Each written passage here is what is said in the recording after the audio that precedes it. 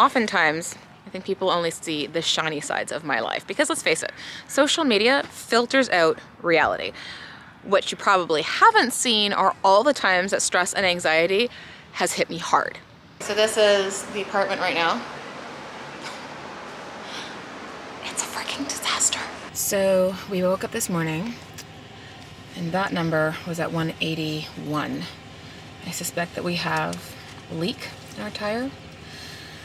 I hope not, but we have filled it up a little bit with a really shitty air compressor. We're gonna go to Canadian Tire, fill it up some more, and then we're gonna go and keep checking that tire pressure.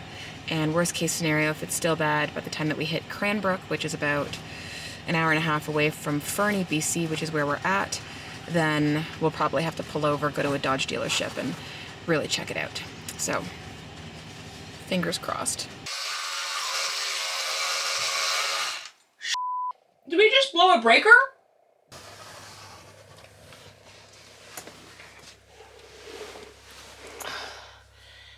Ever have one of those days where the sound of your husband chewing pisses you off?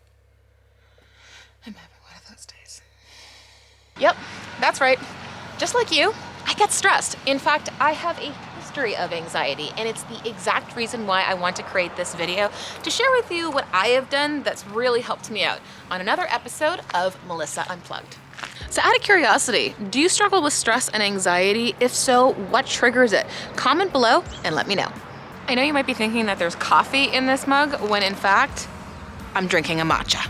While coffee has its benefits like increasing serotonin and GABA, the neurochemicals that help us feel good and relaxed, it can also decrease important cofactors like B vitamins needed to produce those neurochemicals to begin with.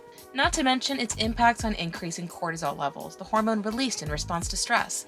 This isn't to say that I never drink coffee because I love the stuff, but I limit it to 1 to 2 times weekly, or I feel my ability to handle stress and anxiety reduces greatly. Listen, I get it.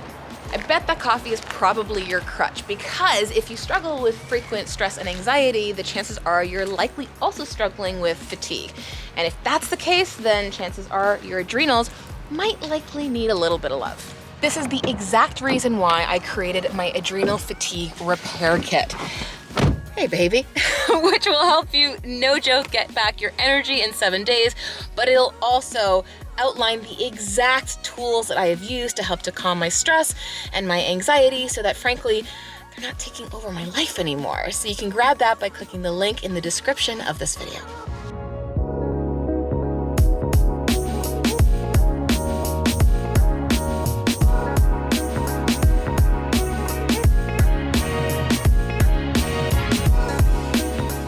First and foremost, it's so important to assess what you're eating. Not to mention, if you are dehydrated and consuming high carb, you will be more prone to stress and anxiety because you're stressing out the adrenals. I'm not gonna lie, Barb makes a mean sourdough bread.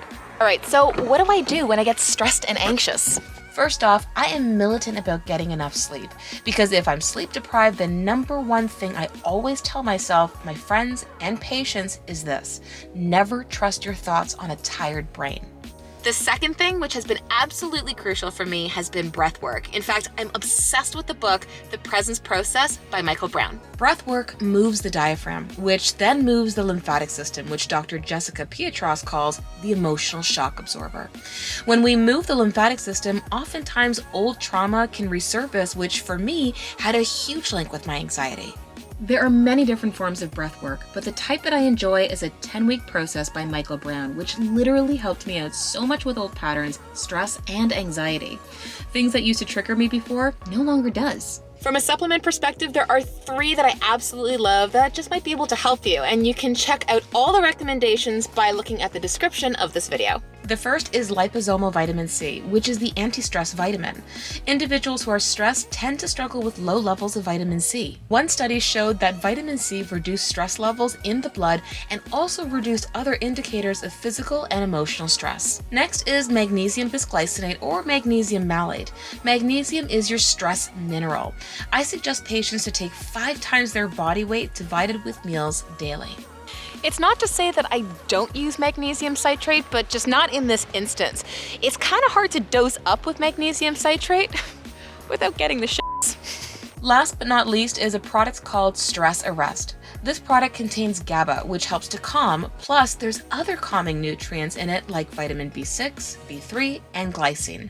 Take 1 capsule with meals as needed. And last but not least, make sure you get movement and get outside. According to Chinese medicine, anxiety is a stuck emotion. So getting outside and moving can do a world of good.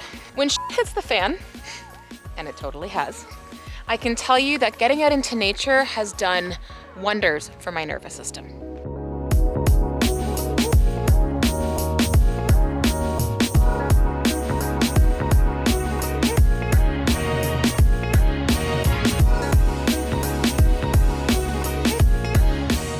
Lifting your mood and lowering anxiety are 2 ways being outdoors may be a good thing for mental health.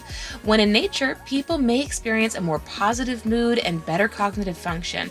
Memory improves, as does the ability to focus. All right, you, that is it for this week's edition of Melissa Unplugged. Remember that if you're struggling with stress and or anxiety, you gotta make sure that you're loving those adrenals, which is exactly the reason why I created my adrenal fatigue repair kit. So make sure that you grab it by clicking the link in the description of this video. And if you dug this video, then do me a favor, give it a thumbs up, leave a comment below, let me know what you thought. And also share it because it just might help somebody who may be struggling. And if you haven't done so already, subscribe to my YouTube channel and don't forget to hit that little bell button. That way you get notified every time I put out a video every Wednesday. I'll see you next week.